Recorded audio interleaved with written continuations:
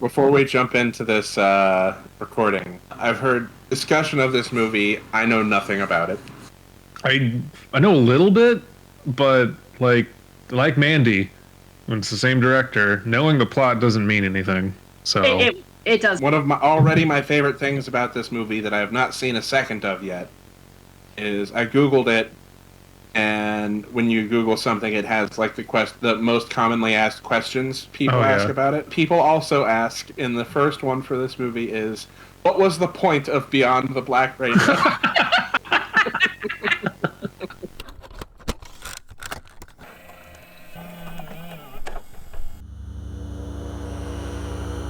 in the 2020s, a pandemic crippled the world. Some panicked, some denied it. These two guys stayed home, drank, and watched movies. These are the Jaymeson tapes. How do we start this show? I don't know. I'm keeping that whole pause in. Welcome to Jaymeson Tapes. We watched a movie. My brain just went to like so many places. It was like, okay, we're recording. How do we start this episode? How do we start this show? How have we ever started the show?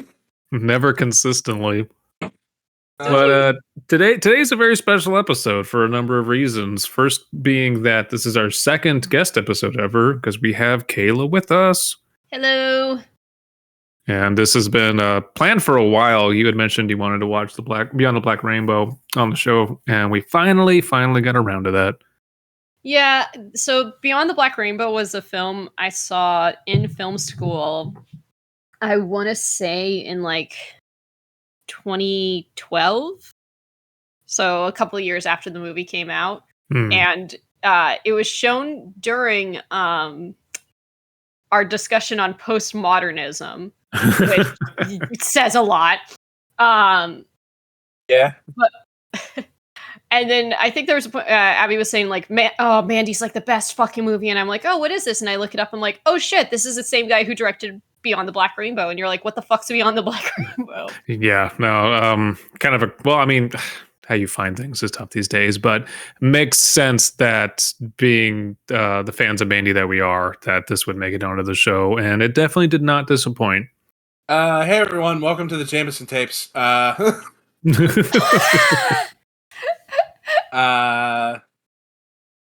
Alan. I'm here as always with my co-host Abysme, and hello. As previously introduced, our special guest, Kaela. Hello. Another reason why this is a special episode is, for the first time, I am not drinking alcohol on the show because we are recording in January, and I decided to do a dry January. Although that being said, apparently non-alcoholic beer still contains less than 0.5% alcohol. But I've had like 4 of these. I don't feel anything, so I think we're good.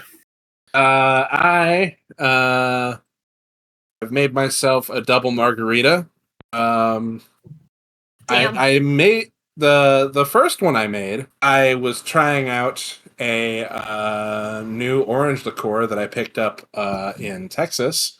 That is apparently a local liqueur that is unique to Texas, and I dumped that margarita out because it was terrible. Just like Texas. I ended up finding some Cointreau I had squared away. So a good margarita was had. The first one, in what may be another Jaymeson Tapes first, was so bad I dumped it out. So we're not going to be accepting any brand deals from Paula's Texas Orange Liqueur anytime soon. Nope. Because that shit was gross. But you know who I would accept a brand deal from? I know who I'd accept a brand deal from. The fine folks at Noriega Leather. Welcome to the bit that is going to dominate this entire episode. Oh, yeah. I might do a Noriega Leather supercut. We'll see. Like, it popped up, like, in the last third of the film, and we just ran with. But no, Paula's Texas orange liqueur tastes more like orange peel than it tastes like orange. I thought you were going to say orange piss. Yeah, orange piss. My current marg is Terramana Blanco liqueur, which is the Rocks tequila. Ooh. I said liqueur. Terramano Blanco tequila, not liqueur. Which is the Rocks tequila. Cointreau, which is my preferred orange liqueur for a margarita, and freshly squeezed lime juice. I squeeze these limes myself. Excellent. How's this one taste? And I've got a couple Boulevard wheats on deck. It's fucking fantastic. This is my preferred ratio for a margarita, and I don't salt the rim. I do tahini on the rim. I just want Alan here to just make me drink soon. It's perfect. Mm. What are you drinking, Kaela? So, this is just my, I guess, like my drink of choice now. Whenever I feel like drinking, it's just a gin and tonic. But I've been getting like these grapefruit flavored tonics. So it's Bombay gin. That sounds great. Yeah, shot of Bombay gin with some grapefruit. Usually, I would add ice and lemon in it. But I did drink a little bit yesterday and used up all the ice, so I haven't had a chance to. I forgot to make ice cubes. I gotta do that soon. But so it's iceless, and usually I would grab a lemon from. We have a lemon tree in the backyard, and I'll usually pluck a lemon from it. But I'm like, I don't feel like going out into the dark just to find a fucking lemon, right? No. And then last night when I did look for a lemon, there wasn't really that many good options. They're a little too, they're all a bit green right now. So it's kind of it's not a fancy gin and tonic or anything like that, but they're tasty. Well, if you need any ice, you should come down to the Midwest where it is currently negative 10 degrees outside. Jesus. My little footsies are cold, so I'm indoors. I'm not doing anything till tomorrow, but yeah, nah. One of the things I kind of want to do is get us all have Creative Horror all get kigurumis at some point. Next time we all meet up, just have a kigurumi party. I received one for my birthday in 2020. As a gift from Animal Fact Files, and it's a skeleton kigurumi, and that is the most comfortable shit I've ever had. Like, I've been now wearing that more when it's cold out, so I do recommend them if you can get your hands on them. Anyway, we watched Beyond Black Rainbow. Yeah, I don't know how the fuck to start this discussion. As has become my catchphrase for this show. Anyway, we watched a movie. We watched Beyond the Black Rainbow, and if you want to know how to watch Beyond the Black Rainbow, just go find the Black Rainbow and then keep going. This is definitely one of those films I felt like I should have been high while watching. I still haven't watched a Panos Cosmatos joint high yet. I feel like it would have been a bad time. That one scene in particular. Oh, yeah. Yeah, I feel like this would have been a bad time if I was high. So, Panos Cosmatos also directed Mandy, also directed the short, the viewing for the Guillermo del Toro's wacky fun time cabinet. I wish he had called it that. Wacky fun time cabinet. Hello and welcome to my wacky fun time cabinet. Because he always introduces them, and he's like, I hated those introductions at first, but it became so wacky that I started to love them. He is not okay. I don't mind if it was just Guillermo del Toro's Cabinet of Curiosities, but boy, he should not start opening because his delivery is not great. He's clearly a better director than he is an actor. Yeah, so, and he's not even acting. It's his thing, like fine, but I would love to welcome. He functions well in Death Stranding, but that's because because it's Death Stranding. Hideo Kojima's Twitter is one of my favorite things on the planet. He'll meet up with people he's not necessarily working with, and he'll just fanboy out I met this person today. They autographed a thing I have. But like, he just likes vibing with people and then sometimes working with them. Like, I don't know if everyone saw about his next project. He's finally doing a horror game that seems to be taking a lot of the ideas he had from PT. Good. And he's making it with Jordan Peele. Oh shit! Okay, good. I'm down for this. Anyway, Beyond the Black Rainbow. I guess the best way to describe it is the Duffer. The point I was going to make with that is I'd like to get Hideo Kojima and Panos Cosmatos into the same room. I was gonna say, I think the way to begin this is the Duffer Brothers have some explaining to do, because holy shit, this movie came before Stranger Things. And fortunately, we have a lawyer on this show, so we can ask him. Not a lawyer. What if he thinks? Not a lawyer, but no, I would. Cosmatos has a case against the Duffer Brothers. What was it? Sandler Law was the legal services for this movie. But if I were, I'd be like, yeah, no, I'm suing the shit out of them. I got that Netflix money. Also, if the Duffer Brothers never saw this film, I would be shocked. Oh, like, that's immediately. As soon as I saw the girl captive in the facility and someone around her nose is bleeding, I'm like, oh yeah, yep. Because this absolutely came out before Stranger Things did. 100%, yeah. Did Stranger Things steal from Panos Cosmatos? Hey, remember earlier when I said I Googled this movie and there was a bunch of questions in the People Also Ask? The second one under what was the point of Beyond the Black Rainbow is, did Beyond the Black Rainbow inspire Stranger Things? An immersive movie with very, very heavily inspired 80s and 70s soundtracks? Yeah. In a 2016 interview with The Hollywood Reporter about their smash hit Netflix series, Matt Duffer expressed surprise at the allegations that Stranger Things was a direct homage to Beyond the Black Rainbow, which he claimed to have never seen before. Ross Duffer admitted to having seen a little of it. Sure. Oh, yeah. Because I guess the main premise is that you got creepy weirdo guy who was a part of, I guess, a cult a la... What was that, like, in the 60s that had that whole, like MK Ultra, kind of MK Ultra mixed with... the CIA thing. Yeah. Because it basically, he's a part of this cult from the 60s where it's like, oh, we're trying to transcend to heaven or whatever the fuck, and then release our third eye and be able to do telekinesis and shit. I don't even know if it's a cult. It's just like these scientists who have unlimited funding. I don't know where the fuck they get their money from. Mm-hmm. But yeah, it's very 60s expanding consciousness stuff.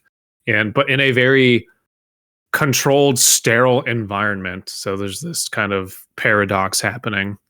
And I know this is the most random tangent. Go ahead. But one of my old roommates claimed that his grandfather had a friend who was a part of the MK Ultra program and was experimented on. And one day that friend of his grandfather just out of nowhere went over to his neighbor's house and killed him with a claw hammer. What the fuck? Oh my god. Okay.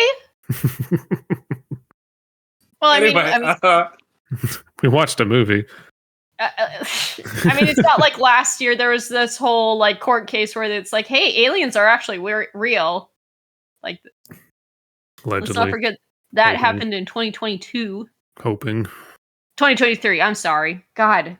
Actually, on that, they finally got their skip, their secret something compartmentalized. I forget, but like basically, it's like behind the closed doors briefing.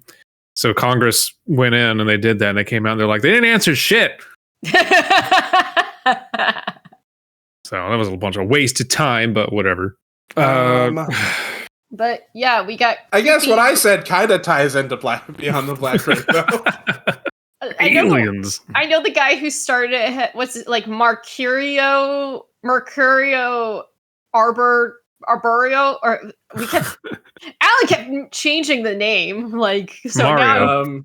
Mario from Nintendo. Marzipan Arbor Day, right? Yeah. Mercurio Arborea. Mercurio Arborea, which is quite the name. Who started this quote unquote? I don't know what to even call it. It's a facility. Like it's just a new age like psychotherapy place. I don't know. But yeah, it starts out with almost like you're you just joined or signed up for the facility, and there's an introduction tape, and Mercurio is talking to us, and there's a lot of platitudes on screen and images of nature. And then we're dumped into a very, very cold and awkward scene of our two main characters separated by glass talking to each other. And one of them is Dr. Barry Nile, who I'm going to point out is described on the Wikipedia plot as outwardly charming and handsome. I don't know who wrote that, but they're wrong. Did someone who wrote this Wikipedia article like have a crush on this guy, or the type of person who's like loves Ted Bundy or something? I don't know. Like Christian Bale. No. Where is she? She's right there. Oh, okay. Good. I was worried. Chill. Cool. I'm reading through this Wikipedia summary a little, and there is a lot of shit in here that they just outright did not tell us in the movie. Yeah. No, so while we were watching it, the internet for some reason on my side kind of sucks. So it kind of sputtered at times. So I figured, okay, I haven't seen this movie in like 12 years, so I'm gonna look through it as like I'm watching it, and if I miss something, I look down to see. I'm like, oh, so that happened. Okay. So yeah, there was stuff that I'm like, when I think there's a point where I'm like, wait, it was his wife? That's because I was looking at the Wikipedia page to figure out, like, wait, what did I miss? There's a lot of suppositions, but maybe they're correct. I don't know. But it is Wikipedia, but calling Barry Nile outwardly charming and handsome, no, I'm sorry. They made him look incredibly creepy and manipulative, like from word one. We kept comparing him to Christian Bale. Kind of like Christian Bale. Yeah, and kind of like Christian Bale. Specifically, I think American Psycho Christian Bale, but this is definitely a film that I don't want to recount beat for beat because that would take about 20 seconds. But like if you've seen Mandy, it's very slow and hypnotic. Not a lot happens, but you hold on things for a while. There's so many points I want to hit, though. I know. Okay. Where to start? Okay. The Sentianauts? Well, I want to talk about the Sentianaut for hours. So no joke, if you look up Beyond the Black Rainbow, one of the first things that pops up is Sentianaut. Because a lot of people said, holy shit, this song slaps, and this character looks so cool. I thought there was a bunch of them in a room. No, that was like, that was mirrored. Okay. Yeah, there's only why? I don't know, but... It's interesting because, like, if you look up... Because when I first saw this, the Sentianaut part really stuck out to me, especially the music cue with it, which I thought you guys were like, yeah, no, it absolutely plays out like a music video. Yes, yeah. that scene specifically. And I thought it was awesome. So, and actually, at the time when I looked it up on YouTube or try to look for it on YouTube, that would be the first thing that comes up. Like, what's that music from? from Beyond the Black Rainbow, and they said, "Oh, you mean the Sentionaut?" And they're like, "Yes, thank you." This is like what 2013. This kind of hit wider release, so I don't know if this was before or right on when synthwave kind of hit the internet as a retro style of music that people wanted to start revisiting and creating. But it's firmly in that. I mean, this whole fucking movie is just lavishly 70s 80s music video material. Like I mentioned earlier, that this film was shown at film school, and it was for postmodernism, because they said this film is basically the definition of postmodernism. Like, so the idea of like taking stuff from the past and making it into something new, because holy shit. Mm-hmm. It takes inspiration from a bunch of different places. Like, so stop me if what I'm about to say doesn't align with how you feel about this movie. I think style over substance is a perfectly acceptable thing if your style is good enough. Yeah, well, and that's what I've said about like Mandy in the past and everything he's made so far. It's like the plot is wafer thin. Very little actually happens as far as exposition, but you are there for just a feast for the senses of sight and sound. It's incredibly immersive. It's just fun to watch, and it's disturbing, and just everything. Like you're just overwhelmed by whatever the fuck is on the screen. It is a slower paced film. I think the pacing is pretty good, but this is one of those films where if someone said, "Oh, would you recommend this?" and I would have to be like, "Well, what kind of person are you?" Yeah, no. Like, I knew Abby would enjoy this, but like, if my sister's like, "Oh, should I watch Beyond the Black Rainbow?" I'd be like, "Fuck no, you shouldn't watch this. You're gonna hate it." Because it is kind of slower paced. It is very style over substance. There are a lot of flashing lights. I also would not recommend people with like.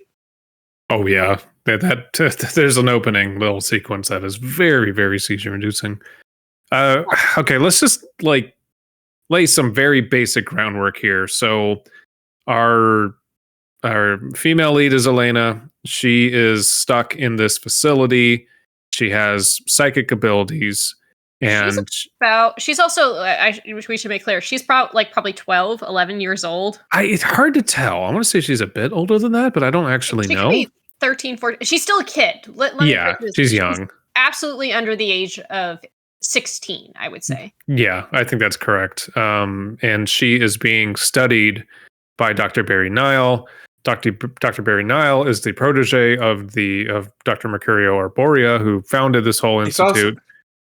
He's also very charming and handsome. He's outwardly charming and handsome. Apparently.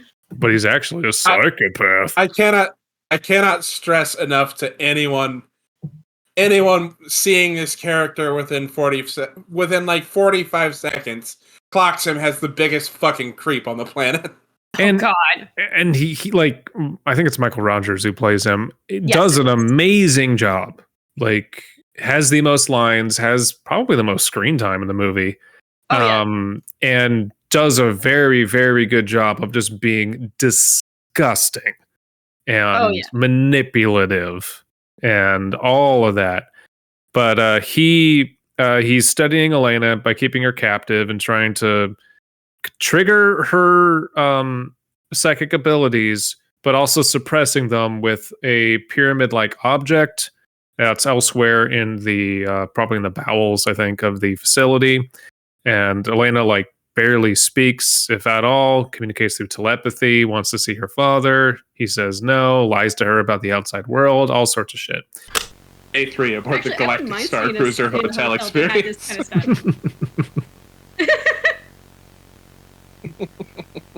Do you like Disney? Select A for yes, B for yes. Only one of those answers is correct.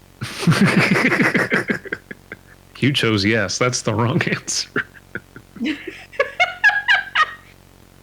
you like 9 more Star Wars shows? And then there's the B plot of this movie where Dr. Nile goes home and to his wife, whose name is Rosemary, and she's stoned, and she cooked him brown rice and asparagus. And he's just like, cool. I hate this. I hate you. It's just strange. He drives the Knight Rider car to and from work. Although clearly he uncomfortably has a clear attraction to Elena. Yes, an obsession. That gets confirmed when like the assistant, I think her name's Margot, nurse or something. Yeah. Margot comes across like his notes while she's at, like, I guess on her way home or smoking a cigarette. I'm really sure. And then sees like all this weird ass shit that he has, and then a random picture of a vagina, and I'm like, oh, oh, ew. But long story short, she comes across evidence that Nile is sexually attracted to Elena, unhealthily, to a very, very unhealthy degree, but does nothing about it. Basically, long story short, Nile then has her killed. Margot, not Elena. Margot gets killed. Elena. Nile has Margot killed by a G.I. Joe. Wait, what? Oh yeah, because G.I. Joe was in the drawings. That's right. Yeah. So, as a further way of manipulating Elena, this is the Sentient, and I don't care that we're skipping ahead because it means nothing. No. Later on in the movie, the Sentient's covered head to toe in an outfit, looking like some kind of 80s cartoon character. The Sentient takes off the front of their helmet later in the film, and it's just a baby's face. Weird frozen baby's face. Never explained. Same with that, whatever the fuck she passed by, that was like... Which is just a thing that happened. Just a thing that happens in this film. Like many of the scenes, a lot of stuff just happens. Yeah.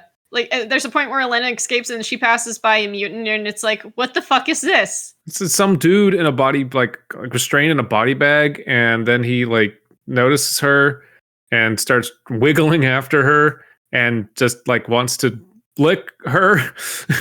Yeah. It's just ridiculous. Like, where did this come from? What is this? Never explained. Never explained. Don't question it. Like, care to elaborate? And you can just imagine the director being like, no. Nope. No. Nope. Moving on. No. Next set, please. So, the Sentient carries Elena blows up Margot's brain with her mind. Well, and we should explain why. So Dr. Barry Nile planted a picture of Elena's mother under her bed. She found it. Margot comes in and wants to look at it, and because she's just a terrible person, crumples it up and throws it away. Elena snaps and kills her in a pretty cool death scene. And Nile watches all of this, and he's like, yep, this is fine. Yeah. Nile actively turned down whatever was keeping Elena's powers at bay. Yeah, whatever suppression field that the pyramid puts out. He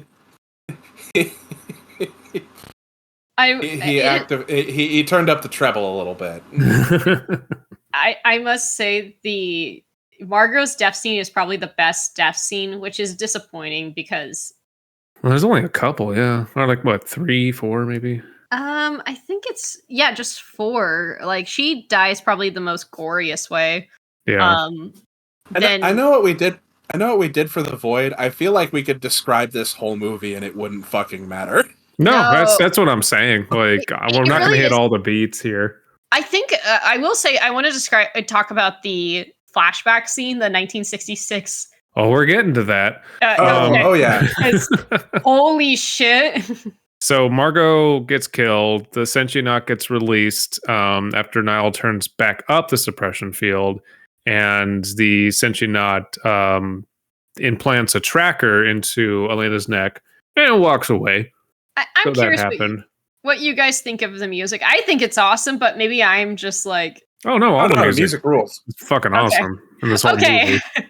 No, it's great. And a lot of it is also very, very simple. As a synth head myself, I was like, making most of this is actually super damn simple, but it's used very effectively because, and this is rare, and what I like about Panos Cosmatos' stuff is that it's allowed to be a center part of the movie, and it pairs with the visuals very well, and it's just there to fill your ears while all this weird trippy imagery is filling your eyes, and it feels awesome. I love the music in this movie. I also think it pairs well with like the lighting, and the coloration in this is also, I think, the stars of this movie as well. Like like they are. I think whatever the colors are thoughtfully planned out. I came to realize, I think when it's red, it's supposed to be like daytime, and then when it's like blue, like it's for her to signal, because she's trapped in basically a place without any windows or any doors. Well, I mean, there's doors, no like real windows to the outside world. So I think that's her only way of knowing when it's bedtime /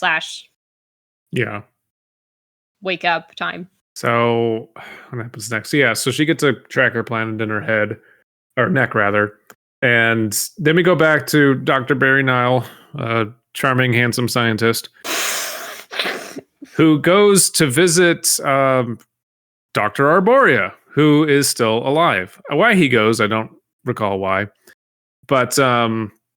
Arboria is watching travel videos for Hawaii. In a chair. He sure is. Clearly very, very old and is not long for this world, probably. And asks how Elena is, and Dr. Barry Niall is just giving him very curt answers and just telling him whatever he wants to hear. And Dr. Arboria asks Niall to help him administer medicine. When there's a bunch of syringes, it's clear he's just on like opium or something.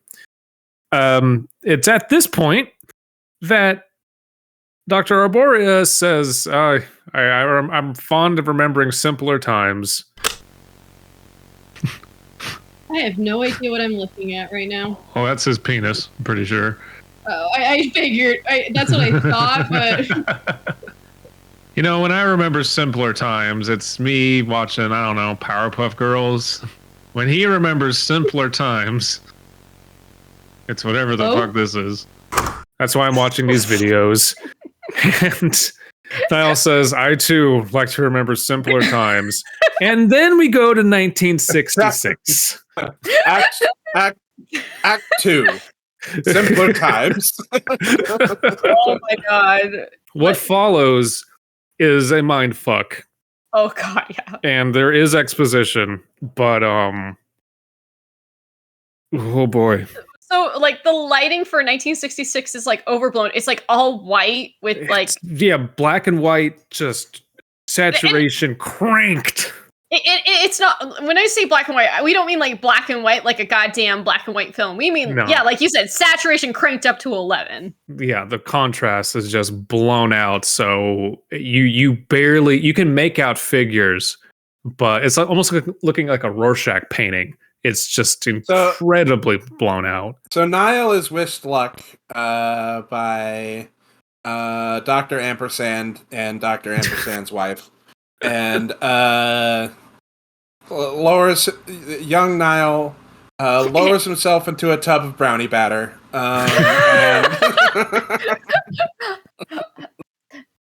That's making me hungry now.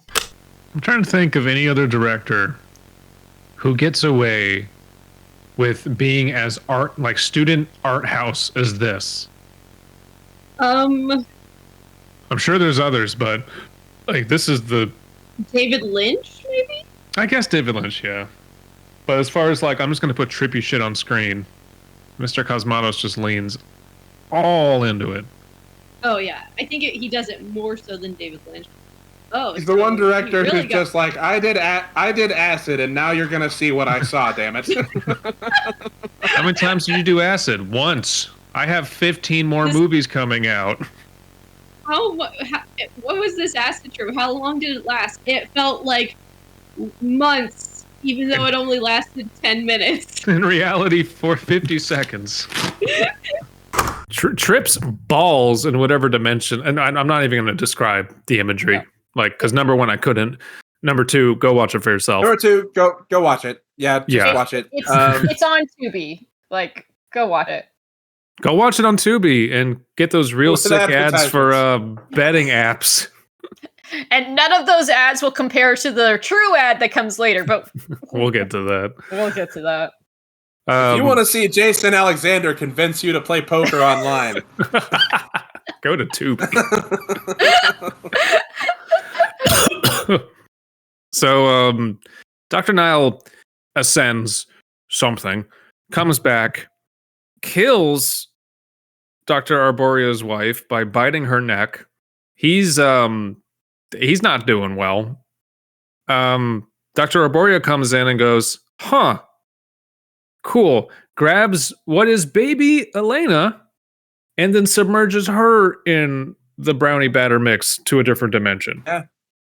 Sees this guy come out of the brownie batter and kill his wife and goes, well, time to toss my let's toss my baby in the goo. Yep. Child is going in. This is exactly what I wanted from it. This feels like it lasted 20 minutes. I don't actually know how long it was, but like it's very like, again, not a lot happens, but it takes a long time. Because holy shit. It's one of those films I could not look away. Like I was just staring the whole time in awe. And like visually you know what? Okay. Like I said, I wouldn't recommend it, but if you're someone who is okay with surreal ones, go see it. This is something that's just meant to be experienced. If you like surreal films, Panos Cosmatos is like of recent memory, the best director right now. There's others, of course, but he's the first one I think about every time. Mm-hmm. So it's kind of revealed that Elena also went through the same thing that Nile did, and so they kind of are both. I think her powers are a lot stronger, and it is revealed later that Nile does have powers, but not as strong, and he kind of just went insane. He just went psychotic after that experience. And then we go back to 1983. We go back to 1983. Nile basically injects Dr. Applesauce with way too much of whatever drug he was giving him and kills him. Mm-hmm. And yada yada. Okay, we need to get. Hold on, I'm trying to remember. What was that D&D character that we murdered that we could not remember the name of? Sandoval. Sandollar.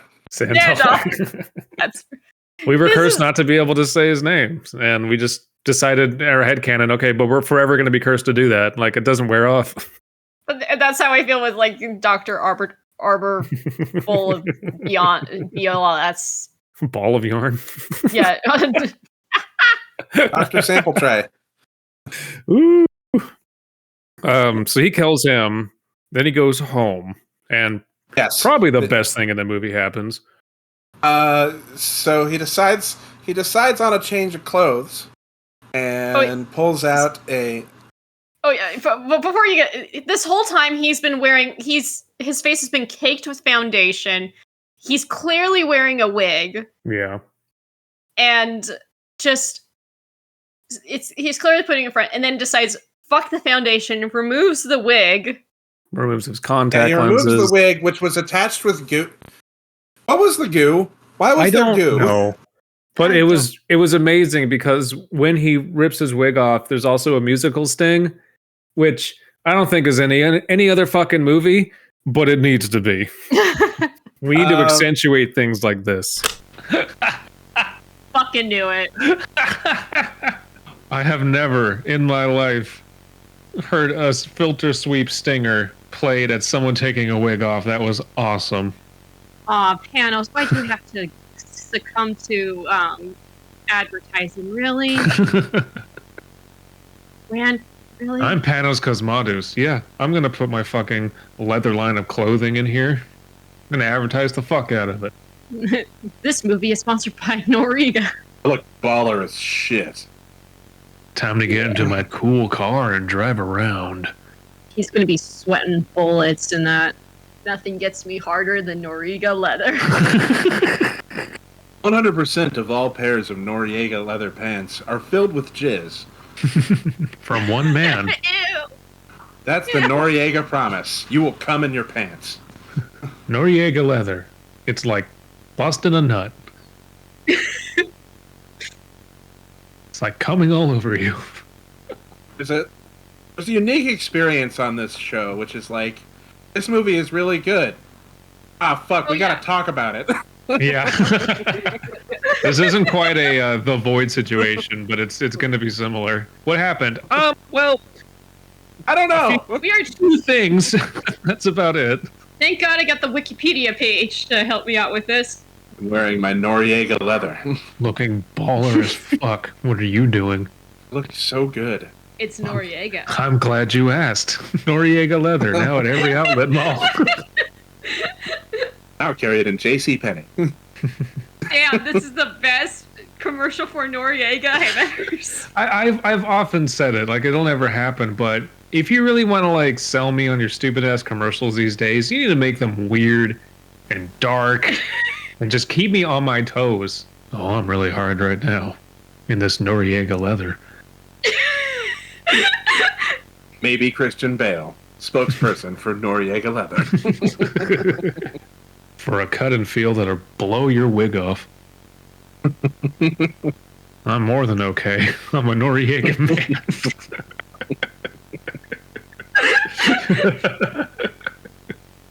Sorry, were you talking? I was too busy enjoying my Noriega leather. Panos Cosmatos, if you're listening, I need you to put out a line of clothing, please. I will quit my job and work for you. Aww. I'm better than okay. Great. I'm perfect. Because of the smooth, relaxed fit of my Noriega leather.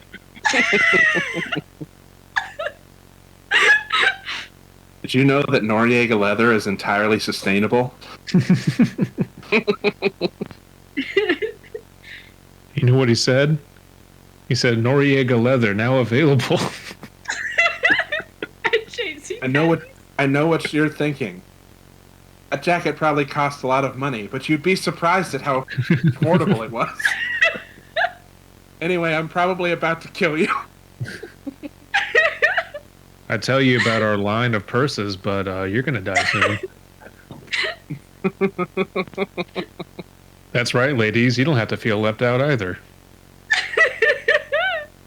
Just hop online for our designer handbags. Noriega leather has a full assortment of designer handbags, purses, or gonna gouge your eyes out. Oh. There we go. Okay. Yeah. The damn shame that now you can't see the low prices at Noriega leather. Noriega leather. It's beyond the black rainbow. It's really the slogan. Go beyond the black rainbow of savings at Noriega leather. Oh, okay. I'm actually in tears. I'll never be happy without Noriega leather handbags. That's the real reason she's here. I'm over here Googling whether Noriega leather is an actual thing, and it doesn't look like it. Damn it.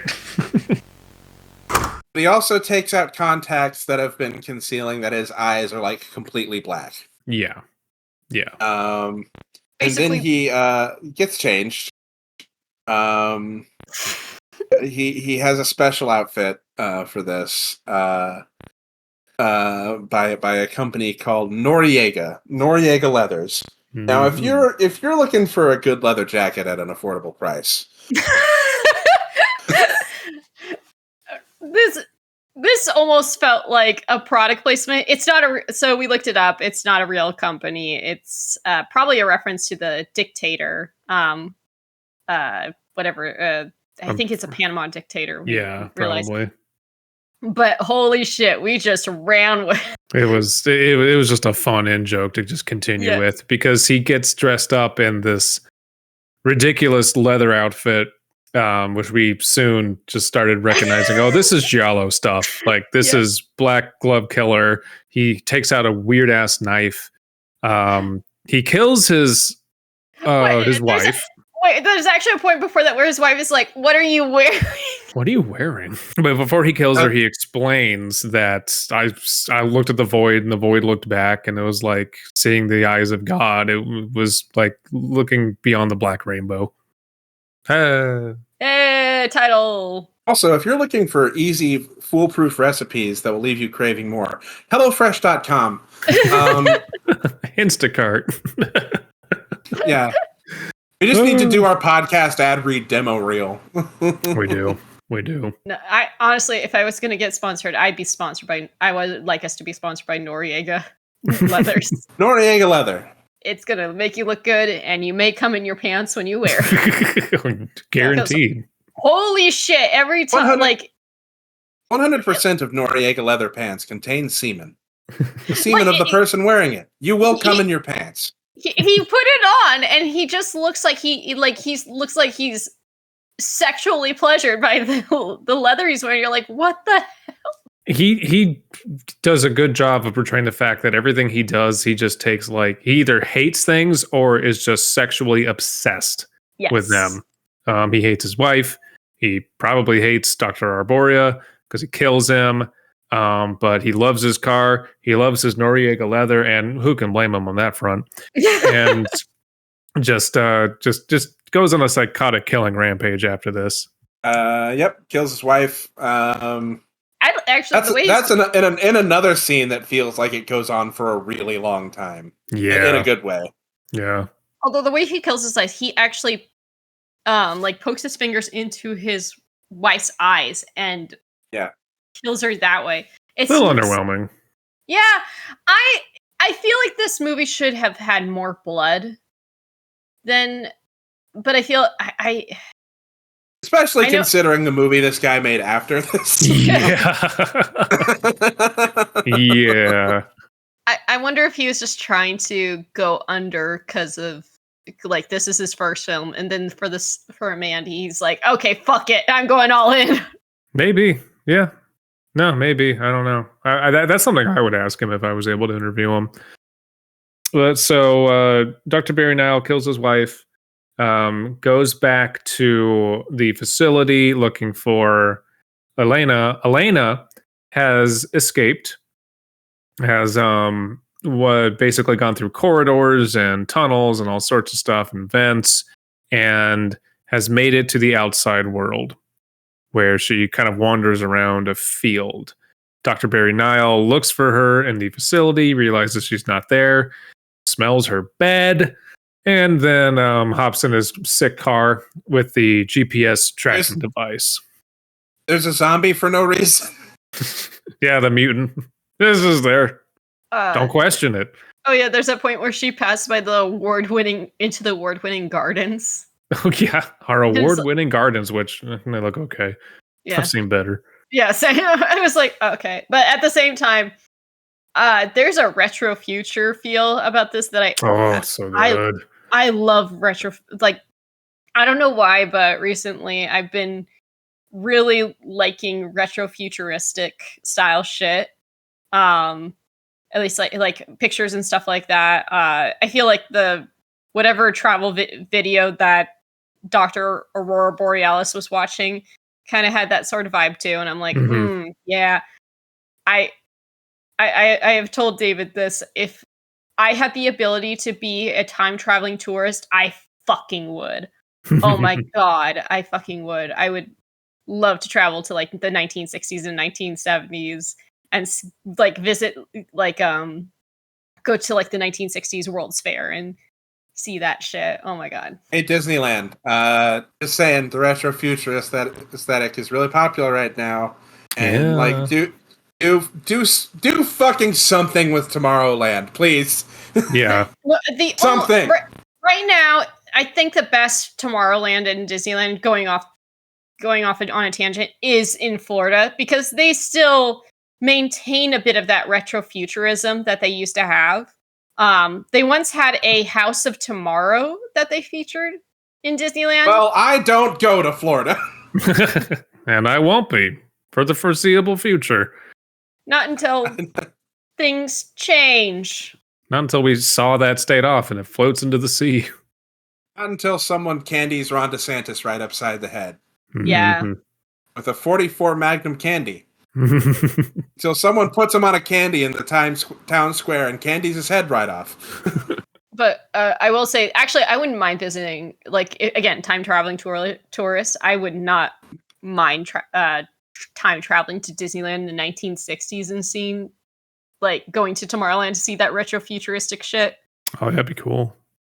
Be able to, like, see, like, ride, what I'm trying to think of, like, actually, that's when the House of the Future came about, as well as like other rides that don't exist anymore. I mean, like, other than Space Mountain, I can't really think of anything left in Disneyland that still retains that. In terms of, well, yeah, because that's why I say Florida is better, because they still have the Carousel of Progress, right, as well as the People Mover, which I think still has that vibe as well. I think so, yeah. Anyway, we watched the movie. We watched the movie. So Dr. Barry Nile tracks down Elena. She is within the proximity of two just heavy metal guys out in a field drinking beer called beer. And one of them goes to take a piss.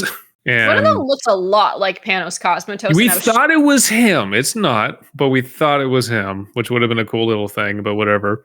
Dr. Barry Nile kills both of them in very creepy ways. And to be fair, the second death is very like gory, very giallo, like stabs him in the throat, and there's like just a comical hose spray of blood coming out of it. So that's, you know, that was a good kill, I suppose.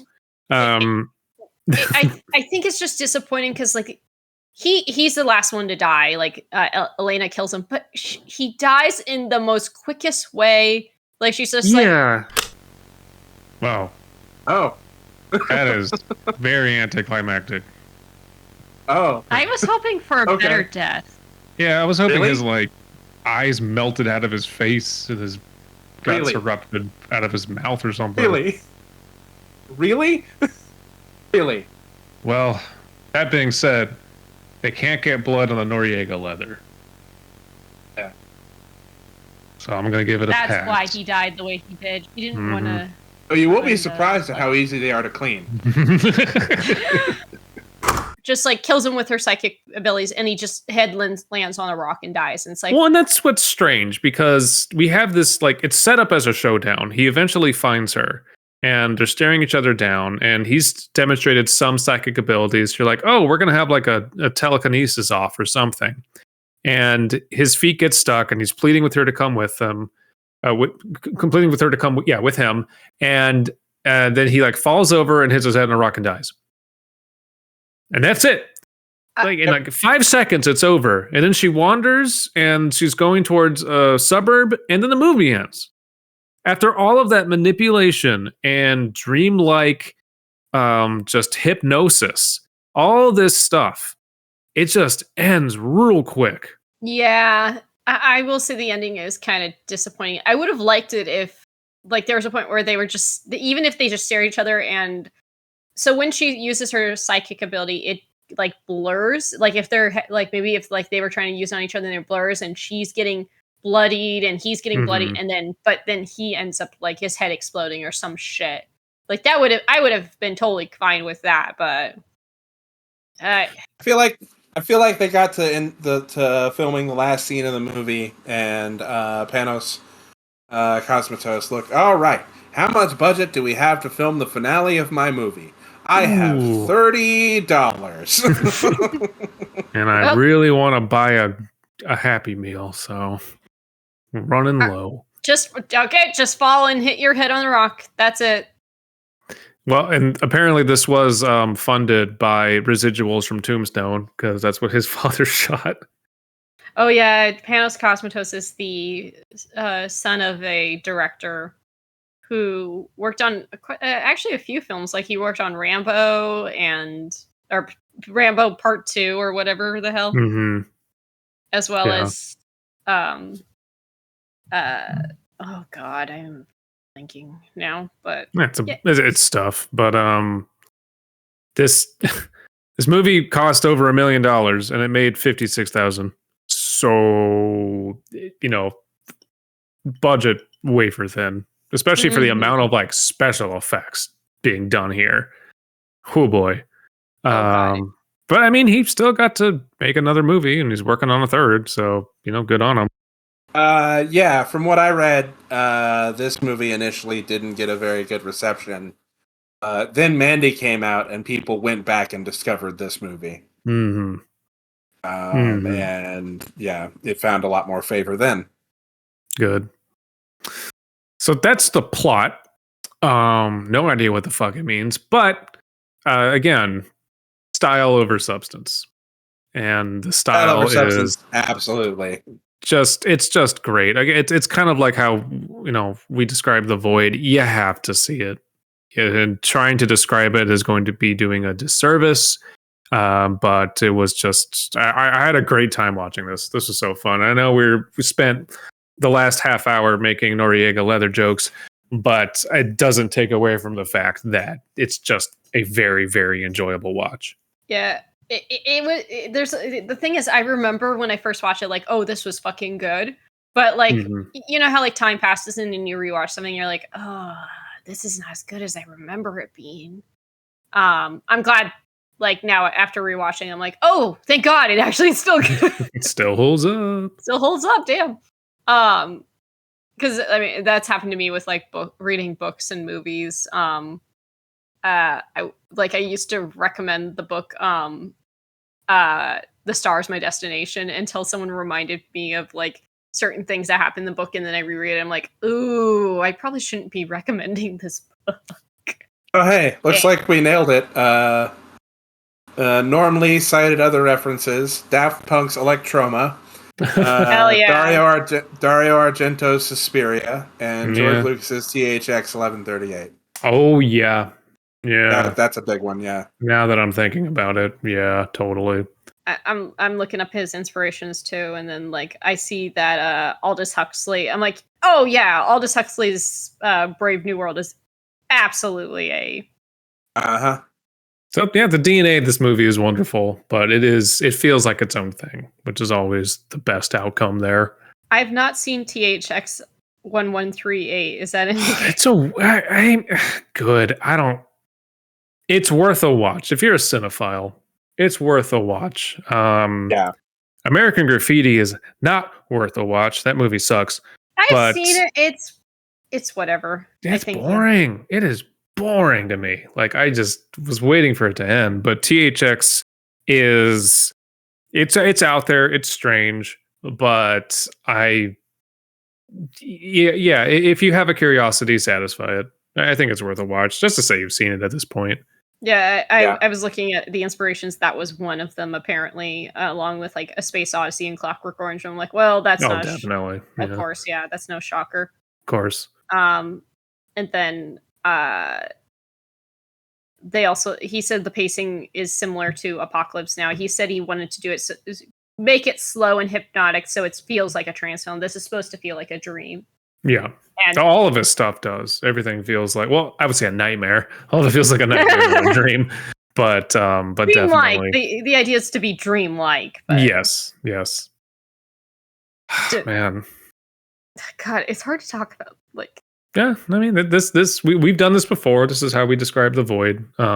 So if you watch the Void based on our recommendation, watch this. Really, just do watch this. It's a really good movie. So go into it with the right mindset. Don't just like turn it on for fun with grandma. But Okay, Grandma. You know what? Actually do that. Actually do that and tell us how it goes. see what grandma says. Do you guys usually come up with a drink or something? Yes, we do. We have to make a drink now. Oh boy. God, what's a typical like 1960s drink or like old fashioned drink? Well, most of it takes place in '83. Mm-hmm. So yeah, we could go that route, but I'm going to kind of just do this by feel, and I'm going to need Alan's help on this because I want to like tequila. My body rejects it. I'm getting into mezcal slowly, so maybe I can eventually get into tequila. But when I think of this movie, visually speaking, like I keep thinking of a tequila sunrise because of the colors. So can we work? Okay. We can make a modified version of a tequila sunrise or something in that vein. I think you would have to use like a mix of like red, oranges, but also probably, I don't know if you could add like a blues, because blue does pop up quite a bit in this. Blue would be like either a garnish or it would be a small part. And I don't know if we can throw blue curacao into the mix, but that would be one option. Blue curacao would fit. Okay. Because blue curacao has kind of like an orange taste, and the tequila sunrise is simple. It's tequila, grenadine, and orange juice layered. I don't know where curacao would layer. I feel like there should be some sort of black inky layer though, because of that one scene from 1966. Okay, I've got a little something going on. If you made a tequila sunrise. Excuse me. And Ooh, okay. Can we garnish with 2 blackberries instead of cherries? Ooh. What about black eyes? What about black cherries? We could do black cherries. Yeah, just something really, really dark. Yeah. Well, black cherries aren't really that black, though. This is a challenging flavor that I think, because it's also this got really popular in the 80s. Okay, if you layered a tequila sunrise and then got like an eyedropper, and on the top of the drink did a stripe of black sambuca. Yeah. That is the black rainbow. Oh, that'd be cool. What's sambuca? If you don't know. Based off it's very herbal. Yeah. I like adding a bit of herbaceousness to my drink, but it's it's based off of aniseed. Let's say it's an Italian liqueur. Hey, so that makes sense for sure. But yeah, sambuca is it's interesting. It's hard to describe until you've just had it. And yeah, let the black rainbow sink to the bottom of all the red. And that's the sunrise beyond the black rainbow. Yeah. Beyond the black sunrise. Ooh, okay. Oh, yeah. Beyond the black sunrise. There you go. Sunrise. Yep. That is awesome. Hell yeah. Okay. Stone, won't you come and wash away the rain? Anyway, Spider Room moments. The whole movie. The whole damn movie. Man. It's gotta be the baby face. Oh, that's definitely one of them. I think it's for me, it's the mutant licking the window, trying to get to her. That actor that they paid for the day, who clearly had a fucking blast. Yeah. So you gotta be as weird as fucking possible. I got this, man. Got this. I'm gonna lick that fucking window. That wasn't even the script. He just started doing that. Yeah. What about you, Kaela? Oh God, I think I'm with you with the mutant, but I'm trying to. Yeah, I think I would say the mutant because like it comes at least the sentient knot came earlier, so it's like, okay, it is part of the movie. But the mutant never shows up anywhere else in this fucking film. And it's just something she passes by. It's just a weird block. I think the implication is that they've put other people in the goo and it has not worked out. Yeah, definitely. But they haven't even like burned the body or buried it somewhere. They just put it in a bag and left it in a corridor and just left him there. It's just so random. I love it. But yeah, I think that would be the Spider Room moment for me. Excellent. Yeah. Sorry, I'm not sure how to like this movie. I'm not sure how to. No, we're in the exact same place we are. Go watch this movie. Thanks for watching the Jaymeson tapes. If you Thanks for having me on. Please support us on. If you like what we do, please support us on the Creative Horror Patreon. Lots of fun cool bonus stuff coming out there. Mm-hmm. Subscribe to us on YouTube. Get in the comments. Give us a like. Just say random shit. Tell me how handsome I am. And how outwardly handsome and charismatic Dr. Barry Nile is. Yes. Apparently. Looking at you, Wikipedia editor. Who the fuck is wrong with you? Who the fuck edited that? Who wrote that? They are incorrect. Very. Normally I don't like judge people and their interpretations on things, but no, you're wrong. You're very wrong. Who wrote that? Dr. Barry Nile looks like if Carl Sagan wanted to fuck his mother. In a wig. In a wig. Held down with goop. I think I said it during the viewing. I was like, when he's bald, doesn't have his contacts, dressed up in Noriega leather, I'm like, he looks less intimidating here than when he is in his like suit. It's just God, he's creepy. Very, very good job on that. Anyway, bye. Bye. The Jaymeson Tapes is hosted and created by Alan Cheney and Abysme. If you have a movie suggestion for the podcast, please leave a comment, message us on the Creative Horror Discord, or tweet at Creative Horror with the hashtag Jaymeson Tapes. Creative Horror is a network of creators working together to build a constructive community of horror fans. Please visit us at creativehorror.com.